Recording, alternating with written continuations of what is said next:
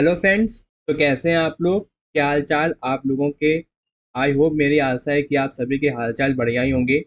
This is the Nikhil Kushwaha. Welcome to let's study.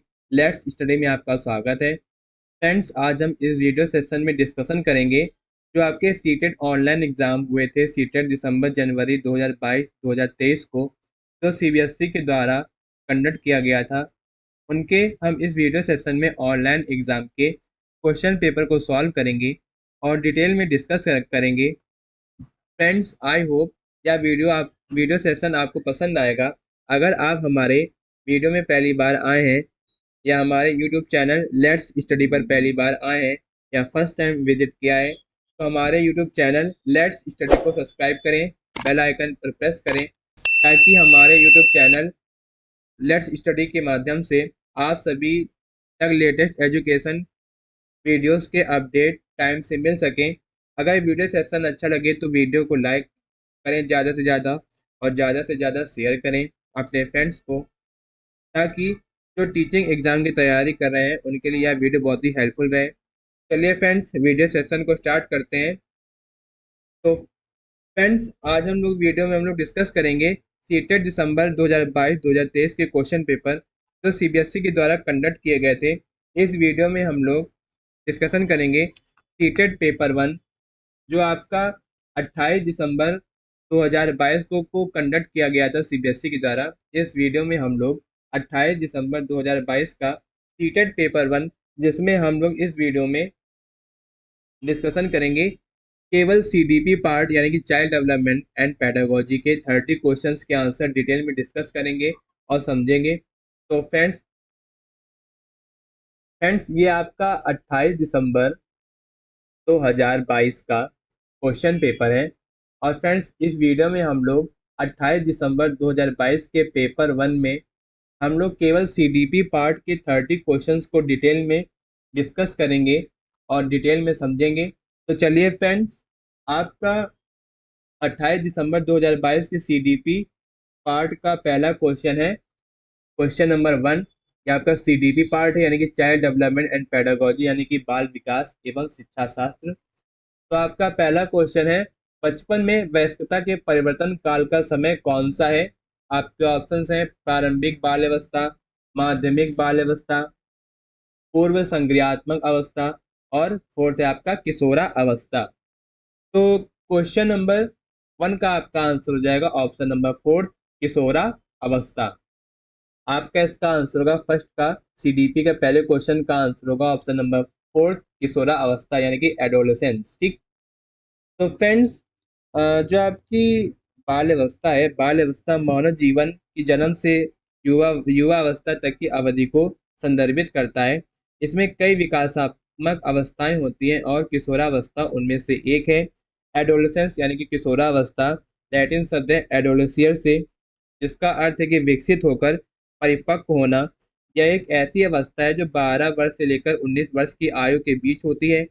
वह अवधि जो बाल अवस्था से वयस्कता में परिवर्तन को चिन्हित करती है उसको हम कहते हैं किशोरावस्था, जो आपके आम तौर पर किशोरावस्था की शुरुआत के आसपास शुरू होती है और एक व्यक्ति के वयस्क होने पर समाप्त होती है। जो आपका किशोरावस्था है, किशोरावस्था को सटीक आयु सीमा और अनुभव संस्कृतियों और व्यक्तियों के भिन्न हो सकते हैं। यह आमतौर पर विकास की इस अवस्था के दौरान होने वाले शारीरिक, संज्ञानात्मक, भावनात्मक और सामाजिक परिवर्तनों की विशेषता है। तो चलिए फ्रेंड्स, तो इसीलिए क्वेश्चन नंबर फर्स्ट का आपका आंसर होगा कि बचपन से वयस्कता के परिवर्तन काल का समय कौन सा होगा? आपका किशोरावस्था यानी कि ऑप्शन नंबर 4 आपका राइट आंसर होगा। तो चलिए फ्रेंड्स, अब आगे बढ़ते हैं। क्वेश्चन नंबर सेकंड है आपका, निम्नलिखित में से किसके लिए स्थूल गामक कौशल की उपयोग की आवश्यकता होती है? आपका पहला ऑप्शन है ब्रश से पेपर पर पेंटिंग करना, पेपर के टुकड़े काटना, चिपकाना, सुई में धागा डालना और चलना और दौड़ना। तो क्वेश्चन नंबर सेकंड का आपका आंसर होगा चलना और दौड़ना। ऑप्शन नंबर 4 आपका राइट आंसर होगा, यानी कि वॉकिंग एंड रनिंग। और फ्रेंड्स, जो आपका मोटर स्किल्स है यानी कि जो गामक गत्यात्मक कौशल है, एक कार्य ऐसा है कि जिसमें एक विशिष्ट कार्य करने के उद्देश्य से मांसपेशियों की सटीक गति शामिल होती है। गमक कौशल अधिगम को उस प्रक्रिया के रूप में परिभाषित किया जाता है जिसके द्वारा अभ्यास के साथ गतियों को अधिक तेजी से और सटीक रूप से निष्पादित किया जाता है। आपके जो स्थूल गामक कौशल, दो प्रकार के गामक कौशल होते हैं। पहला है आपका स्थूल गामक कौशल और दूसरा है आपका सूक्ष्म गामक कौशल। यानी कि जो आपके मोटर्स होते हैं, आपके दो टाइप्स के होते हैं, ग्रॉस मोटर स्किल्स और सेकंड आपकी फाइन मोटर स्किल्स। जो आपकी स्थूल गामक कौशल है, इसमें शरीर में बड़े मांसपेशी समूह का संचालन और समन्वय शामिल होता है, जिन्हें चलने, दौड़ने, कूदने और फेंकने के लिए उपयोग किया जाता है। ये कौशल उन गतिविधियों के लिए महत्वपूर्ण है जिनमें शारीरिक गति शामिल है और उसके लिए शक्ति संतुलन और समन्वय की आवश्यकता होती है। ठीक। जो आपका सूक्ष्म गामक कौशल है, सूक्ष्म गामक कौशल में शरीर में छोटे मांसपेशी समूह का समन्वय और नियंत्रण शामिल होता है, जिन्हें छोटी वस्तुओं को लिखने, चित्र बनाने और परिवर्तन के लिए उपयोग किया जाता है। ठीक। जो आपका इसका एग्जाम्पल होगा, इनमें ब्रश का उपयोग करके कागज पर पेंटिंग करना, कागज के टुकड़ों को काटना और चिपकाना और सुई में धागा डालना आदि जैसी क्रियाएं शामिल हैं। तो चलिए फ्रेंड्स, अब आगे बढ़ते हैं। हमारा अगला क्वेश्चन है question number third. The first primary agent of a socialisation is, यानी कि सामाजिकरण की प्रथम संस्था है। तो आपकी पहली संस्था होगी, जो आपकी सामाजिकरण की प्रथम संस्था होगी, आपका होगा परिवार। ऑप्शन नंबर ए आपका राइट आंसर। ठीक। ऑप्शन नंबर फर्स्ट आपका राइट आंसर फैमिली। ठीक। तो फ्रेंड्स देखिए, जो आपका सामाजिकरण है, सामाजिकरण एक विशेष समाज या संस्कृति के मूल्यों, विश्वासों, रीति रिवाजों और मानदंडों को सीखने और उनके आंतरिक बनाने की आजीवन प्रक्रिया है। यह वह प्रक्रिया है जिसके द्वारा व्यक्ति अपने समाज के सदस्य बनते हैं और सीखते हैं इसके अंदर के कैसे कार्य करते हैं। देखिए फ्रेंड, जो आपका समाजीकरण है, समाजीकरण की प्रथम संस्था है वो आपका है परिवार, यानी कि फैमिली। जो परिवार है, परिवार एक बच्चे के समाजीकरण को आकार देने में महत्वपूर्ण भूमिका निभाता है और यह उन मूल्य, विश्वासों और सांस्कृतिक प्रथाओं प्रथाओं को सिखाता है जो पीढ़ियों से चली आ रही हैं।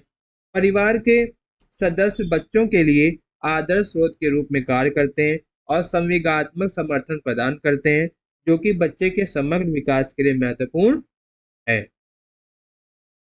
जो आपका परिवार है, परिवार के सदस्यों के साथ अतः क्रिया के अंत क्रिया के माध्यम से बच्चे सामाजिक मानदंडों और अपेक्षाओं, संचार कौशल सीखते हैं और पहचान और आत्मसम्मान की भावना विकसित करते हैं।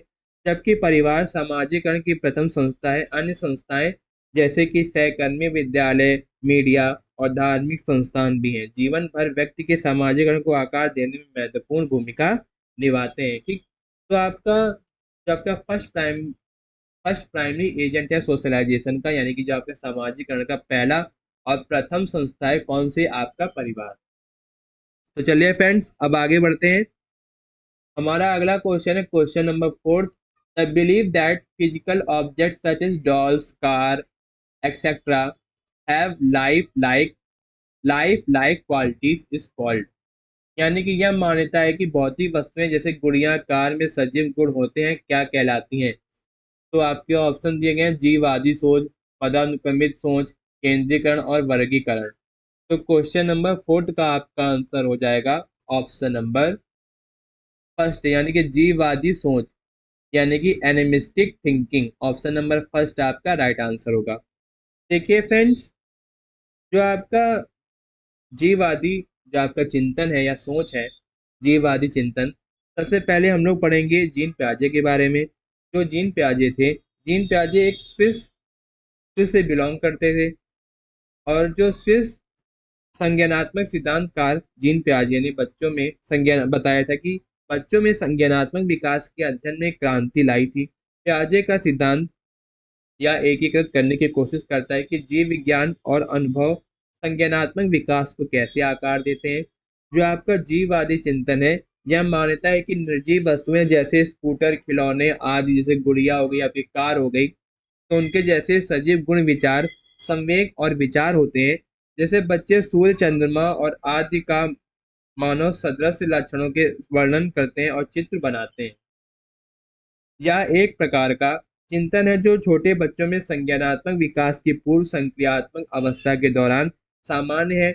इस अवस्था के दौरान बच्चों ने अभी तक अमूर्त अवधारणाओं को समझने या तार्किक तर्क में संलग्न होने की क्षमता विकसित नहीं होती है। उदाहरण के तौर पर हम लोग समझ सकते हैं कि एक बच्चा यह मान सकता है कि एक जीव में संवेग है, वह देख या सुन सकता है, यहाँ तक कि बात भी कर सकता है। इसी प्रकार चिंतन वस्तु के गुणों को और गुणों की तार्किक समझ के बजाय बच्चे की धारणा पर आधारित होता है। इसीलिए यह मान्यता है कि भौतिक वस्तुएं जैसे गुणियाकार में सजीव गुण होते हैं, जीववादी चिंतन कहलाती है। तो चलिए फ्रेंड्स, अब आगे बढ़ते हैं। हमारा अगला क्वेश्चन है एजर्सन रीजन टाइप क्वेश्चन। तो फ्रेंड्स, आप लोग एजर्सन रीजन तब आप सॉल्व कर पाओगे जब आपके सब्जेक्ट के सारे कॉन्सेप्ट क्लियर होंगे, और सारे कॉन्सेप्ट क्लियर होंगे सारे सब्जेक्ट के, और सारे जितने भी सीडीपी के सब्जेक्ट में जितना भी सिलेबस है आपको पूरा आएगा, यानी कि सारे कॉन्सेप्ट आपको क्लियर होने चाहिए। ठीक, तभी आप लोग एजर्सन और रीजन सॉल्व कर पाओगे। तो मान लीजिए आपको ऑप्शन दिया गया है, मान लीजिए अगर आपका एजर्सन रीजन दोनों ही सही है और सही व्याख्या करता है रीजन एजर्सन की, तो आपका ऑप्शन नंबर फर्स्ट हो जाएगा।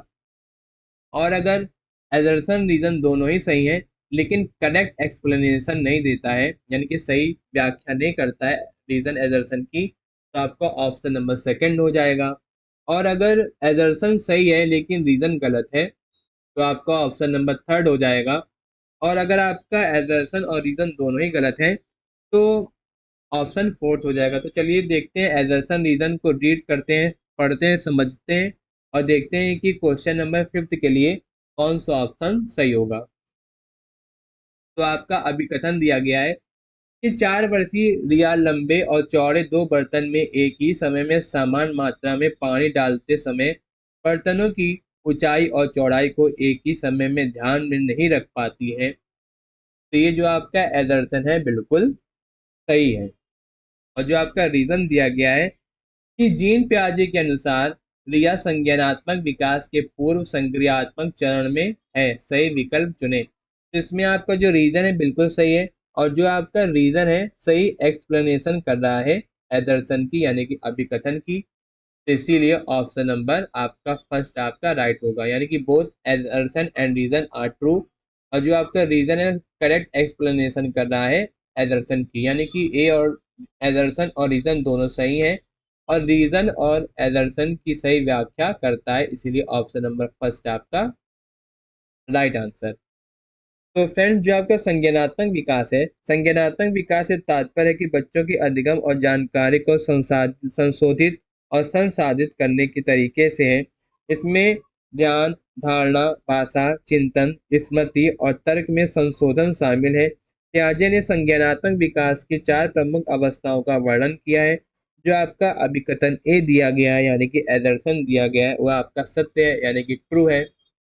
यानी कि एक ही समय में दो बर्तनों की ऊंचाई और चौड़ाई को ध्यान में रखते हुए पानी की समान मात्रा को लंबे और चौड़े बर्तनों में डालने की क्षमता के लिए संरक्षण की संज्ञानात्मक क्षमता की आवश्यकता होती है। और जो संज्ञानात्मक विकास की पूर्व संक्रियात्मक अवस्था में पूरी तरीके से विकसित नहीं हो पाती हैं या नहीं होती हैं, इस स्तर पर बच्चे केंद्र तक सीमित होते हैं, जिसका अर्थ है कि वे एक समय में स्थिति के केवल एक पहलू पर ही ध्यान केंद्रित कर सकते हैं। जो आपका कारण दिया गया है, कारण क्या है आपका सत्य है, यानी कि ट्रू है। जो आपका एदर्सन है, एदर्सन के लिए सही व्याख्या है। रीजन जो कर रहा है सही व्याख्या कर रहा है एदर्सन की।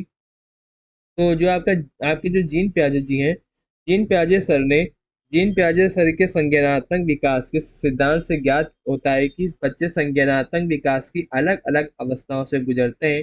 उनमें से एक पूर्व संक्रियात्मक अवस्था है। इस अवस्था में बच्चों को उनके केंद्रवाद, जीववाद और संरक्षित करने में असमर्थता या समझने में असमर्थता के लक्षण होते हैं। किसी पदार्थ की मात्रा तब भी समान रहती है जब उसका स्वरूप बदल जाता है। तो चलिए फ्रेंड्स, अब आगे बढ़ते हैं। हमारा अगला क्वेश्चन, नेक्स्ट क्वेश्चन है आपका question number 6। Giving cues and offering support to children as and when required is an example of, यानी कि संकेतों व अन्य तरीकों द्वारा बच्चों की जरूरत पड़ने पर मदद करना किसका उदाहरण है। तो क्वेश्चन नंबर 6 के आपके ऑप्शन दिए गए हैं, पाठ, पुनर्बलन, अनुबंधन और संज्ञानात्मक तंत्र। तो क्वेश्चन नंबर 6 का आपका आंसर हो जाएगा ऑप्शन नंबर फर्स्ट, पाठ, यानी कि इसके फोल्डिंग। ऑप्शन नंबर फर्स्ट आपका राइट आंसर होगा। तो देखिए फ्रेंड, जो आपका पाठ है, वैगोट्स्की सर ने पाठ यानी कि आधारभूत सहायता शब्द का प्रयोग छात्रों को नई अवधारणाओं और कौशलों को सीखने के लिए MKO यानी कि अधिक जानकार अन्य द्वारा प्रदान किए गए सामाजिक और निर्देशात्मक समर्थन का वर्णन करने के लिए किया जाता है। जो आपका पाठ है यानी कि इसके फोल्डिंग है, इसके फोल्डिंग एक शिक्षण तकनीक है जहां शिक्षक छात्रों को नई अवधारणाओं और कौशल सीखने में मदद करने के लिए आवश्यक सहायता और मार्गदर्शन प्रदान करते हैं। यह समर्थन दूसरों के बीच संकेत, उत्तेजक, प्रतिक्रिया और प्रतिरूपण के रूप में आ सकता है। जो आपका पाठ है यानी कि इसके फोल्डिंग है, पाठ का उद्देश्य है कि छात्रों को प्रदान की जाने वाली सहायता की मात्रा का धीरे धीरे कम करके स्वतंत्र शिक्षार्थी बनने में मदद करना, क्योंकि वे विषय वस्तु में अधिक कुशल हो जाते हैं। तो चलिए फ्रेंड्स, अब आगे बढ़ते हैं। क्वेश्चन नंबर 7 है आपका। अगला क्वेश्चन है, the application of Vygotsky theory to children's education proposes, यानी कि बच्चों की शिक्षा के लिए वैगोट्स्की के सिद्धांत का अनुप्रयोग प्रस्तावित करता है। तो क्वेश्चन नंबर 7 का आपका आंसर हो जाएगा ऑप्शन नंबर फर्स्ट, सहयोगात्मक अधिगम, यानी कि collaborative learning. Option number first आपका राइट आंसर होगा। तो फ्रेंड्स, जो आपका सहयोगात्मक विकास है, यानी सॉरी, जो आपका सहयोगात्मक अधिगम है, तो ये एक निर्देशात्मक दृष्टिकोण है जो वैगोट्स्की के सिद्धांत पर आधारित है। लेव वैगोट्स्की एक मनोवैज्ञानिक थे जिन्होंने अधिगम का एक सामाजिक सांस्कृतिक सिद्धांत विकसित किया जो अधिगम की प्रक्रिया में सामाजिक अंतःक्रिया और संस्कृति की भूमिका पर बल देता है। वैगोट्स्की के अनुसार अधिगम तब होता है जब बच्चे अधिक जानकार लोगों के साथ अंतःक्रिया करते हैं, जैसे कि शिक्षक, माता पिता, सहकर्मी, जो उनके कौशल और समझ को विकसित करने में सहायता और मार्गदर्शन प्रदान करते हैं। जो आपका सहयोगात्मक अधिगम है, एक निर्देशात्मक दृष्टिकोण है जो आपका वैगोट्स्की के सिद्धांत पर आधारित है। इसमें बच्चों की समस्याओं को हल करना और कार्यों को पूरा करना और नई नई अवधारणाओं को सीखने के लिए समूह में मिलकर कार्य करने के लिए प्रोत्साहित करना शामिल है। एक साथ कार्य करके बच्चे अपने विचारों, ज्ञान और कौशल को साझा कर सकते हैं और एक दूसरे को समर्थन और प्रतिक्रिया प्रदान कर सकते हैं। चलिए फ्रेंड्स, अब आगे बढ़ते हैं। क्वेश्चन नंबर 8 है आपका, कोहल्सबर्ग के नैतिक विकास के किस चरण में व्यक्ति अपने व्यवहार के परिणाम के बजाय दूसरों की अपेक्षा अनुसार कार्य करता है। तो आपके ऑप्शन दिए गए, पूर्व संक्रियात्मक चरण, पूर्व परंपरागत चरण और परंपरागत चरण और पश्चात परंपरागत चरण। तो क्वेश्चन नंबर 8 का आपका आंसर हो जाएगा ऑप्शन नंबर थर्ड, यानी कि परंपरागत चरण, यानी कि conventional level. Option number third आपका राइट आंसर। देखिए फ्रेंड्स, जो ये चरण है, जो जितने भी लेवल और जितने भी स्टेज हैं, उन्होंने किसने दिया था? लॉरेंस कोहलबर्ग सर ने दिया था। जबकि लॉरेंस कोहलबर्ग का नैतिक विकास का सिद्धांत है नैतिक विकास के उन चरणों का वर्णन करना जिनमें व्यक्ति आयु और परिपक्व होने के साथ गुजरता है। कोहलबर्ग ने प्रस्तावित किया था कि नैतिक विकास के 6 चरण हैं, जिन्हें 3 चरणों पूर्व परंपरागत, पारंपरिक और उत्तर पारंपरिक में विभाजित किया गया है। और कोहल्सबर्ग के नैतिक विकास के सिद्धांत में पारंपरिक स्तर नैतिक स्तर के 3 स्तरों में तीसरा है। जो आपका यह स्तर है, इस स्तर में व्यक्तियों के नैतिक निर्णय समाज की अपेक्षाओं और सामाजिक व्यवस्था को बनाए रखने की इच्छा पर आधारित होते हैं। इस चरण में व्यक्ति अपने कार्यों के परिणाम पर ध्यान केंद्रित करने के बजाय दूसरों की अपेक्षाओं को बनाए रखने का प्रयास करता है। यह स्तर आमतौर पर किशोरावस्था और पारंपरिक वयस्कता में पहुंच जाता है। इसी प्रकार इसी प्रकार कोल्सबर्ग के नैतिक विकास के पारंपरिक स्तर यानी कि पारंपरिक चरण में व्यक्ति अपने व्यवहार के परिणाम के बजाय दूसरों की अपेक्षा अनुसार कार्य करता है। चलिए फ्रेंड्स, अब आगे बढ़ते हैं। क्वेश्चन नंबर 9 है आपका, एक प्रगतिशील कक्षा कैसी होनी चाहिए। तो क्वेश्चन नंबर 9 का आपका आंसर हो जाएगा ऑप्शन नंबर 4, यानी कि विद्यार्थी केंद्रित होनी चाहिए, यानी कि स्टूडेंट सेंटर। ठीक, या स्टूडेंट सेंटर होगा या फिर लर्नर सेंट्रिक होगा। तो क्वेश्चन नंबर 9 का आपका आंसर हो जाएगा ऑप्शन नंबर 4 आपका राइट आंसर, यानी कि लर्नर सेंट्रिक, यानी कि विद्यार्थी केंद्रित होती है। तो जो आपकी प्रगतिशील कक्षा है, यानी कि जो आपकी प्रोग्रेसिव क्लासरूम है, एक शैक्षिक गति है जो सक्रिय अनुमानात्मक और अनुभवात्मक और छात्र केंद्रित शिक्षा पर बल देती है। एक शिक्षार्थी केंद्रित कक्षा में छात्र की रुचियां और रुचियों, आवश्यकताओं और क्षमताओं पर ध्यान केंद्रित किया जाता है। एक प्रगतिशील कक्षा प्रगतिशील शिक्षा का एक हिस्सा है जो हर बच्चे की क्षमता और योग्यता में विश्वास करती है। एक प्रगतिशील कक्षा शिक्षार्थी केंद्रित होती है। कक्षा शिक्षार्थी केंद्रित होती है, यानी विद्यार्थी केंद्रित होनी चाहिए। एक प्रगतिशील कक्षा में शिक्षार्थी अपने अधिगम में एक सक्रिय भूमिका निभाते हैं, क्योंकि एक प्रगतिशील कक्षा में ज्ञान के निर्माण के लिए शिक्षार्थियों को पर्याप्त अवसर प्रदान किए जाते हैं। एक शिक्षार्थी केंद्रित कक्षा में छात्र की रुचियां, आवश्यकताओं और क्षमताओं पर ध्यान केंद्रित करता है, और जो आपके शिक्षार्थियों को प्रोत्साहित किया जाता है कि वे स्वयं जानकारी का पता लगाएं और खोजें, दूसरों के साथ सहयोग करें और अपने स्वयं के अधिगम में सक्रिय भूमिका निभाएं। तो चलिए फ्रेंड्स, अब आगे बढ़ते हैं। क्वेश्चन नंबर 10 है आपका, वैल्यू बेस्ड क्वेश्चन है आपका सीडीपी में। रेनू एक विद्यालय में परामर्शदाता है। हावर्ड गार्डनर के सिद्धांत के अनुसार प्रभावी परामर्शदाता के रूप में उसके पास कौन सी बुद्धि होनी चाहिए, यानी कि रेनू क्या है, स्कूल में एक काउंसलर है। आपको बताना है कि हार्वर्ड गार्डनर के सिद्धांत के अनुसार प्रभावी परामर्शदाता के रूप में उनके पास कौन सी बुद्धि होनी चाहिए, उसके पास कौन सी बुद्धि होनी चाहिए। तो क्वेश्चन नंबर 10 का आपका आंसर हो जाएगा ऑप्शन नंबर 3, यानी कि पारंपरिक अंत व्यक्तित्व बुद्धि, यानी कि इंटरपर्सनल इंटेलिजेंस। ऑप्शन नंबर 3 आपका राइट आंसर। देखिए फ्रेंड्स, जो आपके हार्वर्ड गार्डनर सर थे, हार्वर्ड गार्डनर ने बहुबुद्धि के सिद्धांत से ज्ञात होता है कि बुद्धि एक एकल एकात्मक अवधारणा नहीं है, बल्कि अलग अलग प्रकार की बुद्धि का एक समूह है जो एक दूसरों से स्वतंत्र रूप से संचालित होती है। गार्डनर ने 8 प्रकार की बुद्धि की पहचान की है। जो आपका हार्वर्ड गार्डनर के बहुबुद्धि के सिद्धांत के अनुसार एक प्रभावी परामर्शदाता के पास अंत व्यक्तित्व बुद्धि होनी चाहिए, जो दूसरों को समझने और प्रभावी ढंग से अंत क्रिया करने की क्षमता रखता हो।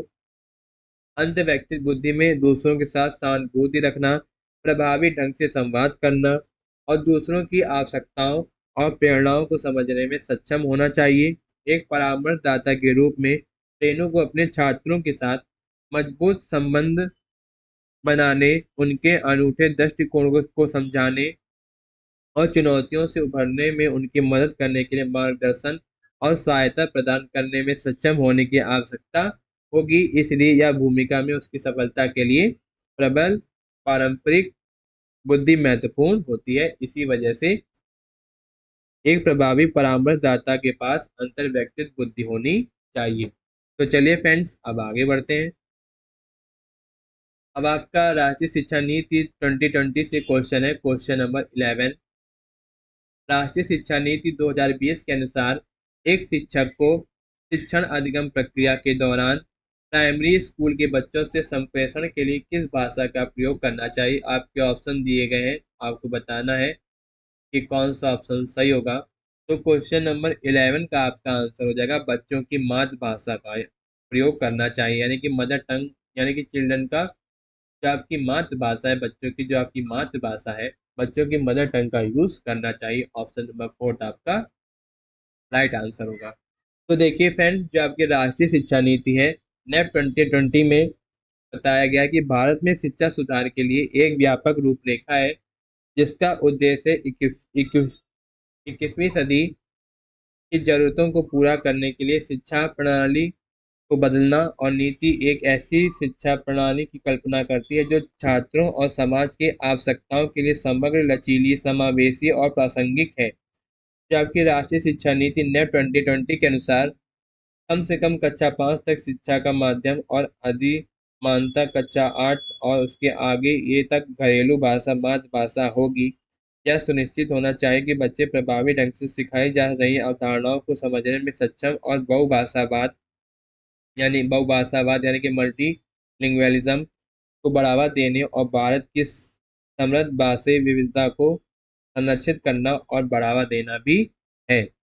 जबकि हालांकि भाषाओं के चुनाव में लचीलापन होना चाहिए और किसी भी छात्र पर कोई भी भाषा अधिरोपित नहीं की जाएगी। तो इसी वजह से एक शिक्षक को शिक्षण अधिगम प्रक्रिया के दौरान प्राथमिक विद्यालयों के बच्चों के साथ संप्रेषण के लिए बच्चों की मातृभाषा का उपयोग करना चाहिए। तो चलिए फ्रेंड्स, अब आगे बढ़ते हैं।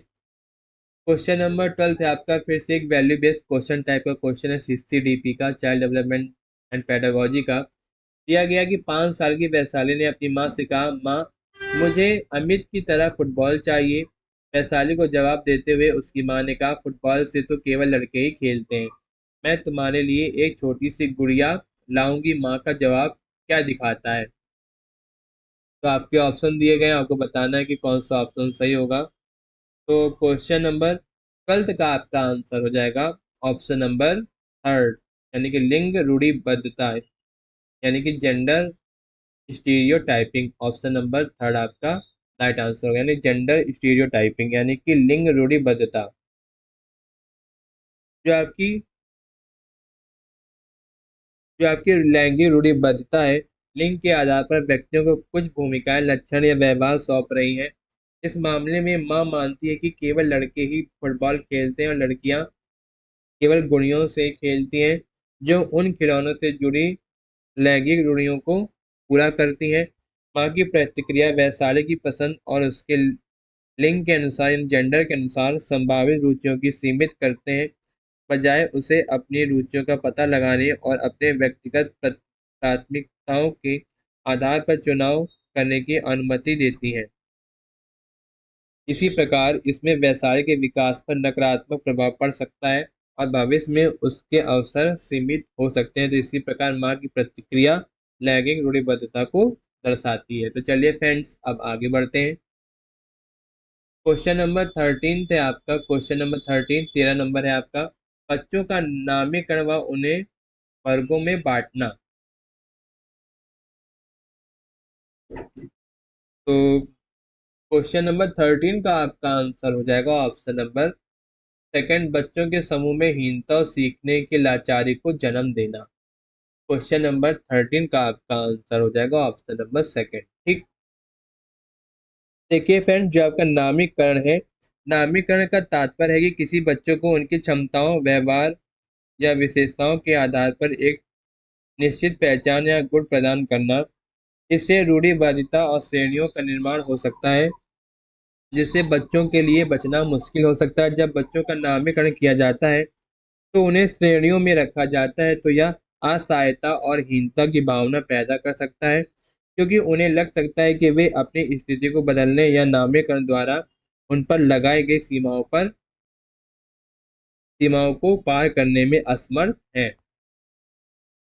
और फ्रेंड्स, जो आपका बच्चों का जो नामकरण किया जाता है और उन्हें श्रेणियों में रखा जाता है कि असहायता और हीनता की भावना पैदा कर सकता है, जबकि यह उनकी क्षमता को सीमित कर सकता है और उन्हें अपनी रुचियां और क्षमताओं को पूरी तरह से तलाशने से रोक सकता है।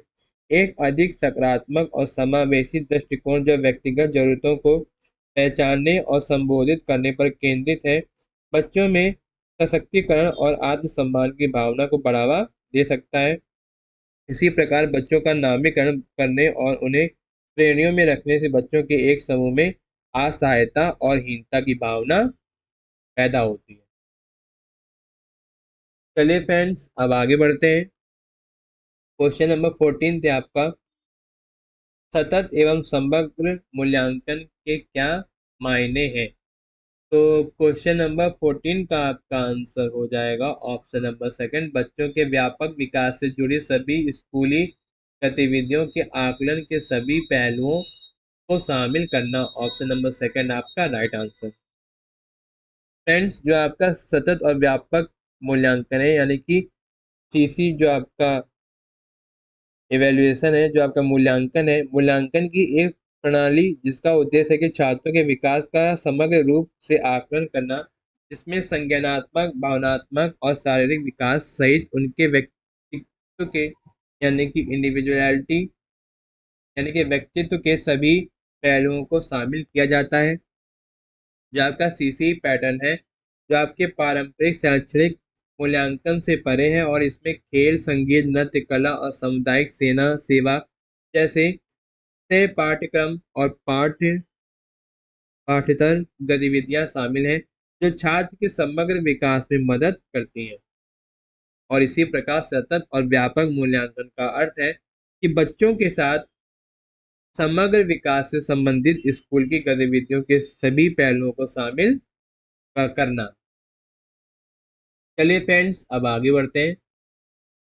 क्वेश्चन नंबर 15 थे आपका, प्रभावी शिक्षक कक्षा में शिक्षण अधिगम की प्रक्रिया में अक्सर जांच करने वाले प्रश्नों का प्रयोग करते हैं। इससे शिक्षक को किस प्रकार का मूल्यांकन करने में मदद मिलेगी। तो क्वेश्चन नंबर 15 का आपका आंसर होगा ऑप्शन नंबर सेकंड, यानी कि रचनात्मक मूल्यांकन। ऑप्शन नंबर सेकंड आपका राइट आंसर, यानी कि फॉर्मेटिव असेसमेंट। तो देखिए फ्रेंड्स, जो आपका मूल्यांकन होता है, मूल्यांकन एक छात्र के ज्ञान, कौशल और क्षमताओं के बारे में जानकारी इकट्ठा करना और उसका विश्लेषण करने की प्रक्रिया है। इसमें विभिन्न प्रकार के स्रोतों से डेटा इकट्ठा करना शामिल है, जिसमें परीक्षण, परीक्षा, परियोजना और पोर्टफोलियो शामिल है।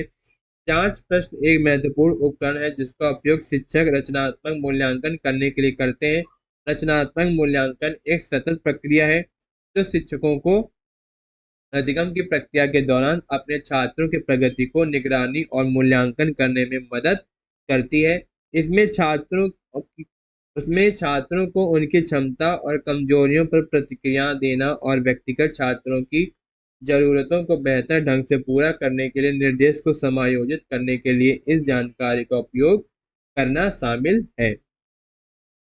और फ्रेंड्स, जो आपका रचनात्मक मूल्यांकन है, जांच प्रश्नों के लिए छात्रों को सिखाई जा रही अवधारणाओं के बारे में गहराई से सोचने और अपने विचारों और तर्क को स्पष्ट करने की आवश्यकता होती है, जो शिक्षक को प्रत्येक छात्र की समझ के स्तर का मूल्यांकन करने में मदद करती है। इसी प्रकार प्रभावी शिक्षक कक्षा में शिक्षण अधिगम प्रतिक्रियाओं के दौरान अक्सर खोजी प्रश्नों का उपयोग करते हैं। इससे शिक्षक को रचनात्मक मूल्यांकन करने में मदद मिलेगी। चलिए फ्रेंड्स, अब आगे बढ़ते हैं। क्वेश्चन नंबर 16 थे आपका, एक समावेशी कक्षा में शिक्षिका की क्या भूमिका होती है। तो भूमिका होती है कि बच्चों, ऑप्शन नंबर फर्स्ट, बच्चों की विविध जरूरतों का पता लगाना व उनका ख्याल रखना। ऑप्शन नंबर फर्स्ट आपका राइट आंसर। ठीक। देखिए फ्रेंड्स, जो आपका समावेशी शिक्षा है, समावेशी शिक्षा एक दृष्टिकोण है जो यह सुनिश्चित करने का प्रयास करता है कि सभी बच्चे उनकी क्षमताओं की परवाह किए बिना अधिगम की प्रक्रिया में पूरी तरीके से भाग लेने में सक्षम हो। एक समावेशी कक्षा में शिक्षक अधिगम के माहौल को बनाने के लिए जिम्मेदार होता है, जो सभी छात्रों के विविध आवश्यकताओं को समायोजित करता है। इसका अर्थ है कि व्यक्तिगत अंतर अधिगम की शैली और विशेष जरूरतों को संबोधित करना और एक सहायक और समावेशी माहौल को बनाना जहाँ हर बच्चा महत्वपूर्ण और शामिल महसूस करता है। समावेशी कक्षाओं में शिक्षक अधिगम की बाधाओं को पहचानने और दूर करने के लिए काम करते हैं, जैसे कि शारीरिक या संवेदी अक्षमता, भाषा अंतर या व्यवहार संबंधी समस्याएं। वे छात्रों को उन बाधाओं को दूर करना और उनकी पूरी क्षमता हासिल करने में मदद करने के लिए समायोजन और अनुकूलन प्रदान करते हैं, जैसे संशोधित दत्त कार्य, सहायक तकनीक या अतिरिक्त सहायता आदि। तो इसी प्रकार जो आपका समावेशी कक्षा है, एक समावेशी कक्षा में शिक्षिका की भूमिका होती है कि बच्चों के विविध जरूरतों का पता लगाना और उनका ख्याल रखना। तो चलिए फ्रेंड्स, अब आगे बढ़ते हैं। क्वेश्चन नंबर 17 है आपका। दिया गया है कि विविध समूह के विद्यार्थियों के शिक्षण के दौरान एक शिक्षिका को ध्यान में क्या रखना चाहिए। जो आपका हर विद्यार्थियों को स्वीकारना व सम्मान देना, बिल्कुल सही। सारे विद्यार्थियों को एक समान स्वीकारेंगे और उनका सम्मान करेंगे और सम्मान देंगे। सांस्कृतिक विभिन्नताओं को अनदेखा करना, बिल्कुल गलत। सुसंगत संप्रेषण बनाए रखना, तो ये आपका बिल्कुल सही होगा। और दिया गया है कि अप्रत्यक्ष निर्देश देना, तो ये आपका बिल्कुल गलत होगा। विद्यार्थियों की जो आपका अप्रत्यक्ष निर्देश देना, ये बिल्कुल गलत है। प्रत्यक्ष, अगर यहाँ पे होता प्रत्यक्ष निर्देश देना, यानी कि गिव डायरेक्ट इंस्ट्रक्शन, तो ये आपका ऑप्शन सही होता। और फिफ्थ ऑप्शन दिया गया है आपका, विद्यार्थियों को स्वायत्तता व लचीलापन हो देना, तो ये आपका बिल्कुल सही है। तो आपका ऑप्शन फर्स्ट सही है, और थर्ड सही है, और कौन सा सही है, फाइव सही है। तो ये तीनों किस में, किस ऑप्शन में, ऑप्शन नंबर थर्ड में। ठीक। अ, देखिए फ्रेंड्स, जो आपका शिक्षार्थियों के दौरान जो आपका एक क्या क्या उनको क्या क्या ध्यान में रखना चाहिए। तो जो आपके शिक्षार्थी की एक विविध समूह को पढ़ाना किसी भी शिक्षक के लिए चुनौतीपूर्ण कार्य हो सकता है, क्योंकि प्रत्येक छात्र छात्र आवश्यकताओं, रुचियों और क्षमताओं के एक अद्वितीय समूह के साथ आता है। हालांकि यह समावेशी और सहायक शिक्षक और शिक्षण वातावरण बनाने का एक अवसर भी है, जो जो विविधता का सम्मान करता है और उसे महत्व देता है। ताकि प्रत्येक छात्र को स्वीकार करना और उनका सम्मान करना एक शिक्षक के लिए यह महत्वपूर्ण है कि वह अपने छात्रों के सांस्कृतिक पृष्ठभूमि, अधिगम की शैली, क्षमताओं और रुचियों सहित उनकी विविधता को पहचाने और उनका सम्मान करे।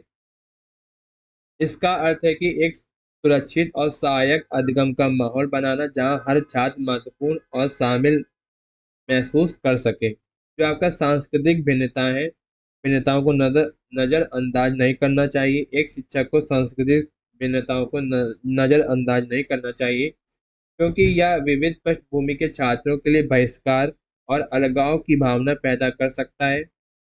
बल्कि शिक्षकों को सांस्कृतिक विविधता को अपनाना चाहिए और इसमें अपने शिक्षण अभ्यासों में शामिल करना चाहिए। जो आपका निरंतर संचार बनाए रखना, छात्रों के साथ संबंध बनाने के लिए संचार महत्वपूर्ण है, और एक शिक्षक के लिए यह महत्वपूर्ण है कि वह अपने छात्रों के साथ लगातार संचार रखे। जो आपका अप्रत्यक्ष निर्देश नहीं देना चाहिए। जो आपका अप्रत्यक्ष निर्देश है, अप्रत्यक्ष निर्देश छात्रों के लिए भ्रमित करने वाले हो सकते हैं, विशेषकर उनके लिए जो भाषा के मूल वक्ता नहीं है।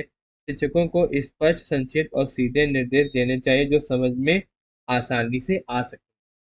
और जो आपका छात्रों को स्वायत्तता और लचीलापन देना, यानी कि शिक्षकों के लिए छात्रों को स्वायत्तता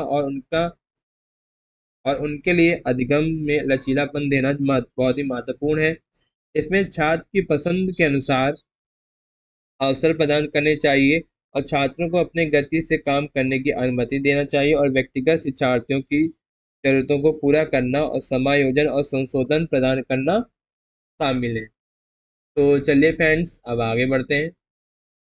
क्वेश्चन नंबर 18 थे आपका। दिया गया है कि एक विद्यार्थी जिसे दृष्टि बाधिता है की विशिष्ट जरूरतों के लिए एक शिक्षक को क्या करना चाहिए। तो आपके ऑप्शन दिए गए हैं, आपको बताना है पढ़ के समझ के कि कौन सा ऑप्शन सही होगा क्वेश्चन नंबर 18 के लिए। तो क्वेश्चन नंबर 18 का आपका आंसर हो जाएगा ऑप्शन नंबर सेकंड, कई प्रकार की स्पर्शनीय और हस्त कौशल सामग्री का उपयोग करना चाहिए।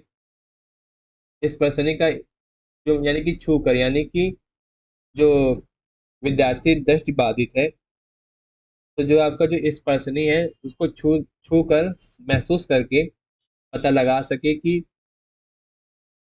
कैसे मुझको सीखना, यानी अधिगम को कैसे सीखा जा सकता है। जो आपका दृश्य अक्षमता है, एक ऐसी स्थिति को संदर्भित करता है कि जो किसी व्यक्ति की दृश्य जानकारी को देखना या व्याख्या करने की क्षमता को प्रभावित करती है। दृष्टि निषकता वाले बच्चों की विशिष्ट आवश्यकताओं को पूरा करने के लिए शिक्षक को विभिन्न प्रकार के स्पर्श कौशल, यानी कि जो आपका टच टच स्किल है और सामग्री का उपयोग करने पर ध्यान देना चाहिए। टेक्टाइल लर्निंग से दृष्टिबाधित छात्रों को समझने और सीखने में मदद करने के लिए स्पर्श और अनुभव का प्रयोग और उपयोग बहुत ही महत्वपूर्ण है, और इन सब सारे उपयोगों को शामिल करना चाहिए। और जो आपका स्पर्श जोड़ तोड़ और सामग्रियों के लिए कुछ उदाहरण जिनका उपयोग किया जाता है कि उनमें बनावट वाले कागज, ब्रेल पुस्तकें, 3D मॉडल और स्पर्शनीय मानचित्र शामिल हो। इसी प्रकार एक दृष्टिबाधित बच्चों की विशिष्ट आवश्यकताओं को पूरा करने के लिए शिक्षक को विभिन्न प्रकार के स्पर्श कौशल और सामग्रियों का उपयोग करना चाहिए। चलिए फ्रेंड्स, अब आगे बढ़ते हैं। क्वेश्चन नंबर 19 है आपका, सामाजिक अंतःक्रिया और मौखिक संप्रेषण में चुनौती किसका विशिष्ट अभिलक्षण है। तो क्वेश्चन नंबर 19 का आपका आंसर हो जाएगा ऑप्शन नंबर फर्स्ट, स्वालीनता। ठीक, देखिए फ्रेंड्स, जो आपका एक विकार है, एक विकार व्यवहार, विचार या शारीरिक लक्षणों के एक पैटर्न को संदर्भित करता है जो किसी व्यक्ति के विशिष्ट या अपेक्षित कामकाज से विचलित होते हैं। एक विकार विभिन्न कारकों के कारण हो सकता है जिसमें आनुवंशिक, पर्यावरण और सामाजिक प्रभाव शामिल है। और जो आपका ऑटिज्म एक न्यूरो डेवलपमेंट डिसऑर्डर है जो सामाजिक संचार और बातचीत को प्रभावित करता है। साथ ही व्यवहार, रुचियों और गतिविधियों के प्रतिबंधित और दोहराव वाले पैटर्न को प्रभावित करता है। ऑटिज्म से पीड़ित लोगों के मौखिक और अशाब्दिक संचार को समझने और उपयोग करने में कठिनाई हो जाती है, जैसे कि चेहरे के हाव भाव, आवाज का स्वर, यानी कि आवाज कैसी है विद्यार्थी की या फिर किसी बच्चे की जो ऑटिज्म यानी कि विकार से पीड़ित है। और है आपका हाव भाव जो दूसरों के साथ बातचीत करने और संबंध बनाने की उनकी क्षमता को प्रभावित कर सकता है। इन्हें सामाजिक कौशल में भी कठिनाई हो जाती है, जैसे कि मोड़ लेना, साझा करना, दोस्त बनाना और दोहराए जाने वाले व्यवहार, दिनचर्या या रुचियों को संलग्न करना। तो इसी प्रकार सामाजिक संपर्क और मौखिक संचार में कठिनाइयां आत्म केंद्रित की एक विशिष्ट विशेषता है। चलिए फ्रेंड्स, अब आगे बढ़ते हैं। क्वेश्चन नंबर 20 है आपका, शिक्षक बच्चों को विभिन्न रंगों वाली चिकनी मिट्टी देकर कहते हैं कि उनके मन में जो आता है वह बना सकते हैं या बनाएं। इसके माध्यम से वह बच्चों में डैश को बढ़ावा देना चाहती हैं। तो आपके ऑप्शन दिए गए हैं, आपको बताना कि कौन सा ऑप्शन सही है। आपका पहला ऑप्शन है सृजनात्मकता, यानी कि क्रिएटिविटी, रटना, असहयोग और अनुशासनहीनता। तो क्वेश्चन नंबर 20 का आपका आंसर होगा ऑप्शन नंबर फर्स्ट, सृजनात्मकता, यानी कि क्रिएटिविटी। ऑप्शन नंबर फर्स्ट आपका राइट आंसर। देखिए फ्रेंड्स, जो आपका सृजनात्मकता एक मूल्यवान कौशल है जिसमें कला, विज्ञान और व्यवसाय सहित कई पक्षों में लागू किया जा सकता है। जो आपकी शिक्षिका है, यानी जो टीचर है, टीचर क्या कह रही है कि मिट्टी के माध्यम से बच्चों को उनकी कल्पना का उपयोग करने और अपने विचारों को व्यक्त करने का अवसर प्रदान करने में उनमें सृजनात्मकता को बढ़ावा दे रहे हैं, यानी कि क्रिएटिविटी को बढ़ावा दे रहे हैं। सृजनात्मकता बाहर सोचने और मूल विचारों या समाधानों के साथ आने की एक क्षमता है। बच्चों को विभिन्न रंगों और आकारों के साथ प्रयोग करने वाले जो आपकी वस्तुएं हैं उनको प्रयोग करने के लिए प्रोत्साहित करना। शिक्षक उनकी सृजनात्मकता का बढ़ावा उनको बढ़ावा दें और उनको बढ़ावा देकर उनके कलात्मक और समस्या समाधान कौशल विकसित करने में मदद करते हैं। शिक्षक छात्रों को मुक्त अंत अन्वेषण और प्रयोग के अवसर प्रदान करके उन्हें जोखिम लेने और गलतियां करने के लिए प्रोत्साहित करके और उनके अद्वितीय दृष्टिकोण और योगदान को महत्व देकर उनका जश्न मनाकर रचनात्मकता को बढ़ावा देते हैं। इसी प्रकार उपरोक्त कथन के माध्यम से वह बच्चों में रचनात्मकता को बढ़ावा देना चाहती है, यानी कि क्रिएटिविटी को बढ़ावा देना चाहती है। चलिए फ्रेंड्स, अब आगे बढ़ते हैं। अब आपका क्वेश्चन नंबर 21 है आपका, बचपन के प्रारंभिक प्रारंभिक सालों में किसके विकास पर ध्यान केंद्रित करना चाहिए? तो आपके ऑप्शन दिए गए, शारीरिक कौशल, सामाजिक कौशल, संज्ञानात्मक क्षमता और संवेगात्मक कौशल और अमूर्त तर्क। तो क्वेश्चन नंबर 21 जो आपका दिया गया है, आपका फर्स्ट सही है, शारीरिक कौशल बिल्कुल सही, सामाजिक कौशल, संज्ञानात्मक क्षमता और आपका क्या होगा, संवेगात्मक कौशल। ये आपके क्या है, सारे स्किल्स हैं। और जो आपके अमूर्त तर्क है, ये आपका नहीं होगा। क्वेश्चन नंबर 21 का आपका आंसर हो जाएगा ऑप्शन नंबर थर्ड, यानी कि first, second, third and fourth. Option number third आपका राइट आंसर। देखिए, जो आपकी बाल अवस्था के प्राथमिक वर्षों में सामान्यतः 5 से 8 आयु के बीच के दौरान बच्चे विकास की एक महत्वपूर्ण अवस्था में होते हैं, जो भविष्य के विकास और सफलता की नींव रखते हैं। इस अवस्था में कौशल और क्षमताओं की एक विस्तृत श्रृंखला पर ध्यान केंद्रित करना बहुत ही महत्वपूर्ण है, जो बच्चों को पूर्ण विकसित करने और व्यक्ति बनने में मदद करेगा, जो अपने आसपास की दुनिया की खोज करने में सक्षम है। जो आपका शारीरिक कौशल है, शारीरिक कौशल जैसे स्थूल गति कौशल, यानी कि दौड़ना, कूदना, फेंकना, पकड़ना और सूक्ष्म गतिक कौशल, यानी कि पेंसिल, कैंची आदि का उपयोग करना, बच्चों के समग्र स्वास्थ्य और कल्याण के साथ दुनिया के साथ जोड़ने की उनकी क्षमता के लिए बहुत ही महत्वपूर्ण है। जो आपका सामाजिक कौशल है, जो आपका सामाजिक कौशल जैसे संप्रेषण, सहयोग और समस्या समाधान, दूसरों के साथ सकारात्मक संबंध बनाने और सामाजिक समायोजन में प्रभावी ढंग से कार्य करने के लिए बहुत ही महत्वपूर्ण है। शैक्षणिक सफलता और समग्र संज्ञानात्मक विकास के लिए भाषा विकास, स्मृति, ध्यान और धारणा जैसी संज्ञानात्मक क्षमताएं बहुत ही महत्वपूर्ण है।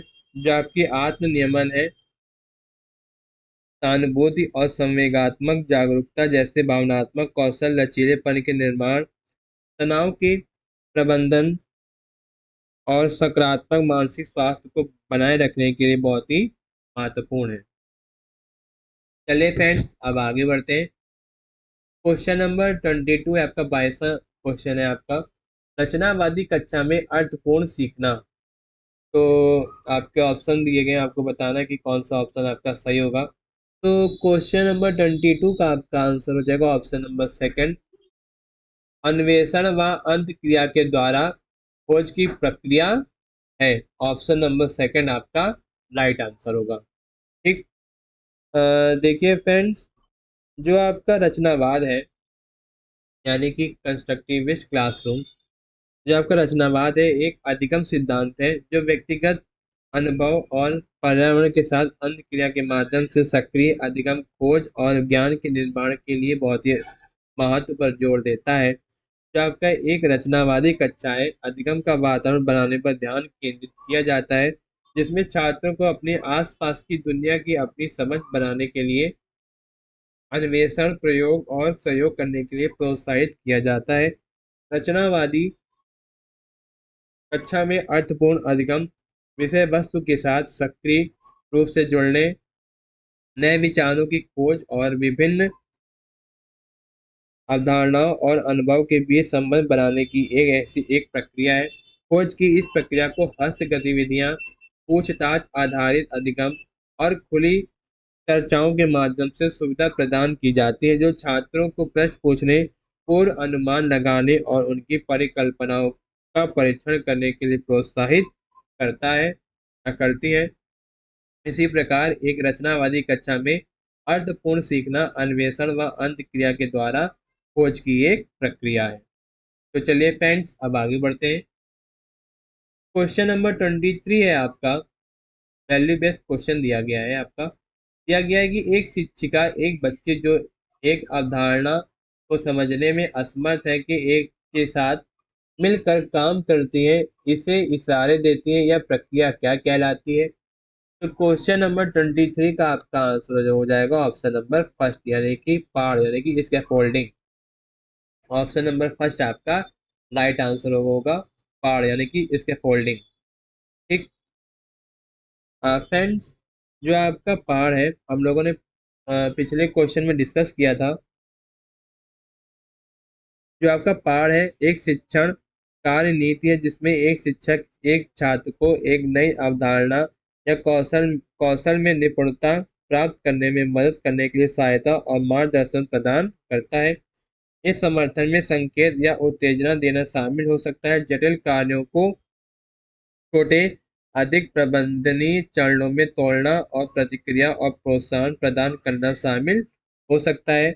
यह प्रक्रिया छात्रों को उनके आलोचनात्मक चिंतन कौशल विकसित करने और उनकी समस्या समाधान की क्षमताओं में सुधार करने और उनके समग्र अधिगम के अनुभव को बढ़ाने के लिए मदद कर सकती है। और इसी प्रकार एक शिक्षिका एक बच्ची जो एक अवधारणा को समझने में असमर्थ है को संकेत और इशारे प्रदान करते हुए मिलकर कार्य करती है, या प्रक्रिया पाठ कहलाती है।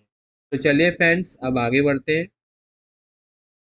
अब आपका एजर्सन और रीजन दिया गया है। तो चलिए फ्रेंड्स, एजर्सन रीजन को पढ़ते हैं, समझते हैं और देखते हैं कि क्वेश्चन नंबर आपका 24 का कौन सा ऑप्शन सही होगा। आपका दिया गया है एजर्सन एक शिक्षिका कक्षा को संवादात्मक बनाने के लिए बच्चों के आसपास के पर्यावरण से उदाहरण शामिल करती है। ये बिल्कुल सही है, एजर्सन आपका बिल्कुल करेक्ट है। और एजर्सन आपका बिल्कुल ही करेक्ट है। अभिकथन और तर्क दिया गया कि सामाजिक सांस्कृतिक संदर्भ की सीखने में महत्वपूर्ण भूमिका है। तो जो आपका रीजन है ये भी सही है और एजर्सन भी सही है। और जो आपका रीजन है सही व्याख्या करता है एजर्सन की, यानी कि अभिकथन की। तो इसीलिए क्वेश्चन नंबर 24 का आपका आंसर हो जाएगा ऑप्शन नंबर फर्स्ट। ठीक, यानी कि एजर्सन रीजन दोनों सही है और रीजन एजर्सन की सही व्याख्या करता है। तो फ्रेंड्स, जो आपका अधिगम है, अधिगम वह प्रक्रिया है जिसके द्वारा एक व्यक्ति नवीन ज्ञान कौशल मूल्य या दृष्टिकोण प्राप्त करता है और उन्हें भविष्य की स्थितियों में लागू कर सकता है। जो आपका अभिकथन दिया गया है, यानी कि एजर्सन दिया गया है, एजर्सन में दिया गया है कि जो आपका शिक्षक है, शिक्षक प्रायः अपने पाठों को अधिक आकर्षक और प्रासंगिक बनाने के लिए छात्रों के दैनिक जीवन और स्थानीय परिवेश से उदाहरणों और अनुभवों का उपयोग करते हैं। परिचित वस्तुएं और लोगों और स्थानों को पाठ्यक्रम में शामिल करके शिक्षक छात्रों को उनके मौजूदा ज्ञान और अनुभव से नई अवधारणाएं और विचारों को जोड़ने में मदद कर सकती है। और जो आपका रीजन दिया गया, जो आपका रीजन है यानी कि तर्क दिया गया है, यानी कारण दिया गया है, यह आपका सही है। और जो आपका रीजन और एजर्सन की जो आपकी व्याख्या है वह अच्छी तरीके से स्पष्टीकरण किया गया है। तो जो आपका दिया गया है कि अधिगम केवल एक संज्ञानात्मक प्रक्रिया नहीं है बल्कि सामाजिक और सांस्कृतिक संदर्भ से प्रभावित होती है, जिसमें यह होता है कि छात्र अधिगम के वातावरण में अपने अनुभव विश्वास और मूल्य लाते हैं और ये कारण सामग्री के साथ उनकी समझ और संबंध को प्रभावित कर सकते हैं। छात्रों की सामाजिक सांस्कृतिक पृष्ठभूमि को स्वीकार और शामिल करके शिक्षक सभी छात्रों के लिए अधिगम समावेशी और सार्थक अधिगम का अनुभव बना सकते हैं। चलिए फ्रेंड्स, अब आगे बढ़ते हैं। क्वेश्चन नंबर 25 है आपका, 25वां क्वेश्चन है आपका। 25 है आपका। निम्न में से क्या बच्चे के समस्या समाधान में बाधा उत्पन्न करेगा? आपके ऑप्शन दिए गए हैं, आपको बताना है पढ़ के समझ के कि क्वेश्चन नंबर 25 का आपका कौन सा ऑप्शन करेक्ट होगा। तो क्वेश्चन नंबर 25 का आपका आंसर होगा ऑप्शन नंबर फोर्थ, वस्तुओं के इस्तेमाल के लिए पारंपरिक तरीकों पर स्थिर रहना। ऑप्शन नंबर फोर्थ आपका राइट आंसर होगा। तो देखिए फ्रेंड्स, जो आपका समस्या समाधान है, समस्या समाधान उन समस्या या बाधाओं को पहचानने, विश्लेषण करने और समाधान करने की प्रक्रिया जो वांछित परिणाम को रोक रहे हैं। इसमें चरणों की एक श्रृंखला शामिल है, जिसमें समस्या को परिभाषित करना, जानकारी और आंकड़े इकट्ठा करना, संभावित समाधान उत्पन्न करना, विकल्पों का मूल्यांकन करना, सर्वोत्तम समस्या का चयन करना और उसे लागू करना, और समाधान की प्रभावशीलता का आकलन करना शामिल हो सकता है।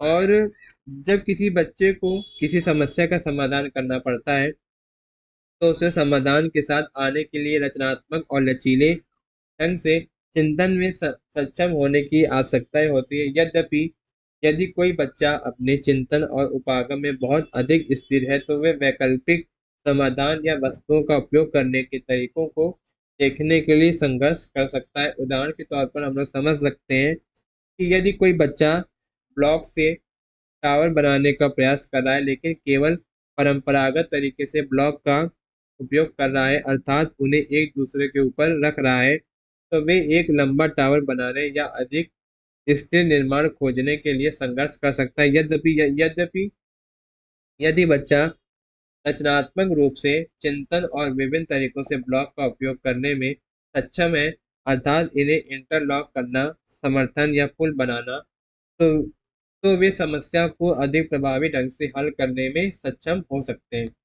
तो आपके जो पारंपरिक तरीके हैं, पारंपरिक तरीकों से वस्तुओं का उपयोग करने पर स्थिर रहना एक समस्या का समाधान करने में बच्चों के लिए बाधा बन सकता है, क्योंकि यह रचनात्मक रूप से चिंतन और वैकल्पिक समाधान खोजने की उनकी क्षमता को सीमित करता है। चलिए फ्रेंड्स, अब आगे बढ़ते हैं।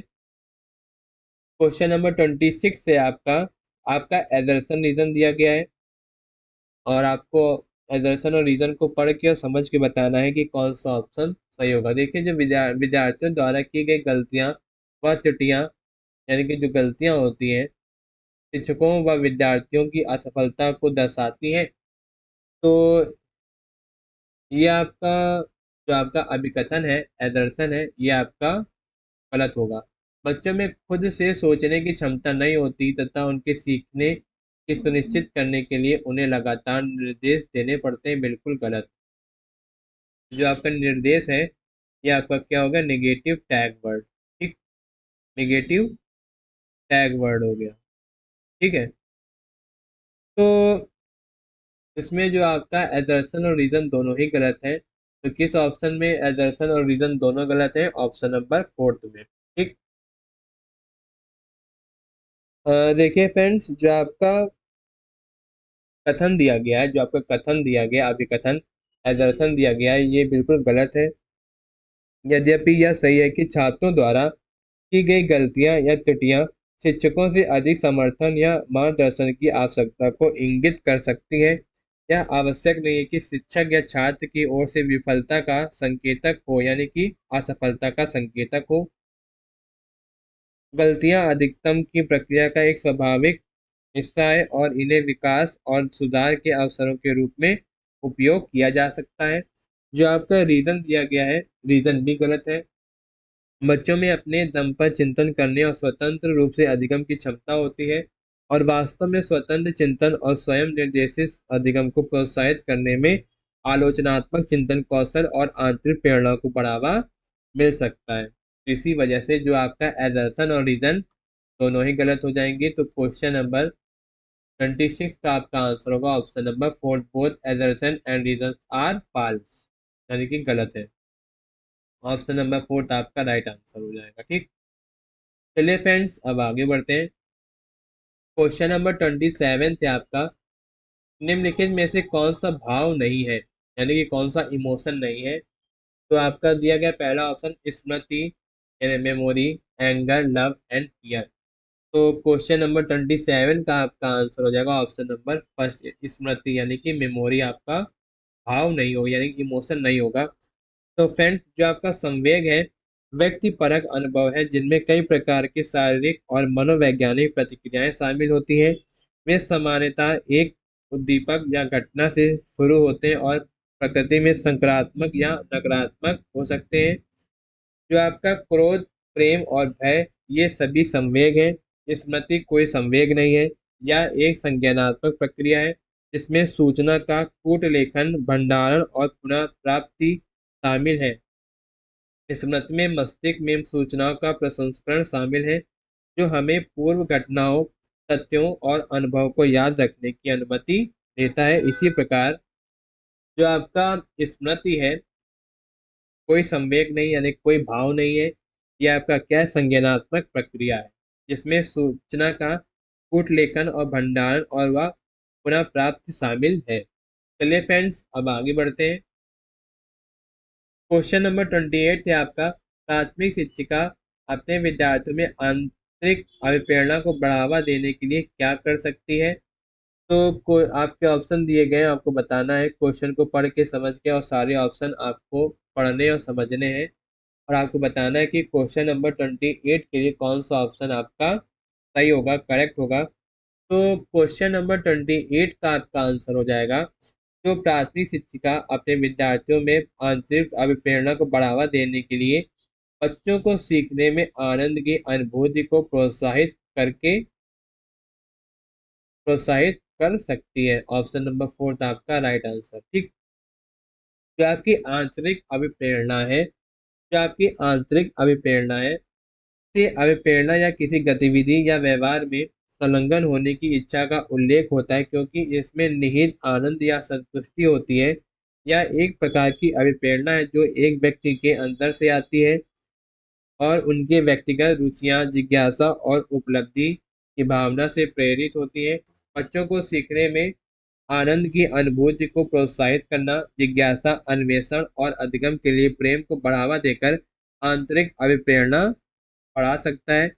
या हस्त गतिविधियों का उपयोग करके रचनात्मकता और कल्पना को बढ़ावा देकर छात्र की पसंद और स्वायत्तता को अवसर देकर प्रदान करके और एक सकारात्मक और सहायक अधिगम के वातावरण का निर्माण करके किया जा सकता है। तो इसी प्रकार प्राथमिक शिक्षिका अपने विद्यार्थियों में आंतरिक अभिप्रेरणा को बढ़ावा देने के लिए बच्चों को अधिगम में आनंद की अनुभूति को प्रोत्साहित कर सकती है। तो चलिए फ्रेंड्स, अब आगे बढ़ते हैं। क्वेश्चन नंबर 29 है आपका, क्वेश्चन नंबर 29, 29 नंबर, बच्चों का समग्र शारीरिक व मानसिक स्वास्थ्य अधिगम। तो क्वेश्चन नंबर 29 थे आपका, आपको क्वेश्चन दिया गया है और आपके ऑप्शन दिए गए हैं। आपको क्वेश्चन को पढ़ना है, समझना है, और आपको और सारे ऑप्शन देखने हैं एक एक करके, और आपको बताना है कि कौन सा ऑप्शन क्वेश्चन नंबर 29 के लिए आपका आंसर सही होगा। तो क्वेश्चन नंबर 29 का आपका आंसर हो जाएगा, बच्चों का समग्र शारीरिक व मानसिक स्वास्थ्य अधिगम को सुसाधित करता है। ऑप्शन नंबर 4 आपका राइट आंसर होगा, यानी कि फैसिलिटेट्स। ऑप्शन नंबर 4 आपका right answer, child facilitate learning. जो आपका प्रभावी अधिगम है, प्रभावी अधिगम के लिए बच्चों का समग्र शारीरिक और मानसिक स्वास्थ्य आवश्यक है। यह अच्छे स्वास्थ्य को बढ़ावा देने, तनाव कम करने और संज्ञानात्मक कार्य में सुधार लाने। जब छात्र स्वस्थ और संवेगात्मक रूप से स्थिर होते हैं तो वे प्रस्तुत की जा रही सामग्री के साथ जुड़ने, जानकारी को बनाए रखने और शैक्षिक रूप से अच्छा प्रदर्शन करने में सक्षम होते हैं। दूसरी ओर उच्च शारीरिक या मानसिक स्वास्थ्य अधिगम और अकादमिक प्रदर्शन में बाधा डाल सकता है। इसलिए प्रभावी अधिगम की सुविधा के लिए सकारात्मक शारीरिक और मानसिक स्वास्थ्य बनाए रखना आवश्यक है। इसी प्रकार बच्चों का समग्र शारीरिक व मानसिक स्वास्थ्य अधिगम को संसाधित है, यानी कि मानसिक स्वास्थ्य अधिगम को सुसाधित करता है। चलिए फ्रेंड्स, अब आगे बढ़ते हैं। फ्रेंड्स, आपका लास्ट क्वेश्चन है 28 दिसंबर ऑनलाइन एग्जाम का, जो आपका 28 दिसंबर 2022 का सीडीपी का लास्ट क्वेश्चन है। क्वेश्चन नंबर 30वां नंबर आपका वैल्यू बेस्ड क्वेश्चन दिया गया है। चाइल्ड डेवलपमेंट में दिया गया है कि रूही का मानना है कि उसने ठीक से पढ़ाई नहीं की, जिनके कारण उनके उसके विज्ञान की परीक्षा में अच्छे नंबर नहीं आए, जबकि वह विज्ञान में बहुत अच्छा प्रदर्शन कर सकती है। रूही अपने प्रदर्शन का आरोपण किस प्रकार को कर रही है? तो आपके ऑप्शन दिए गए हैं, आपको बताना है। ठीक, तो क्वेश्चन नंबर 30 का आपका आंसर हो जाएगा कोशिश की कमी, लैक ऑफ इफोर्ट।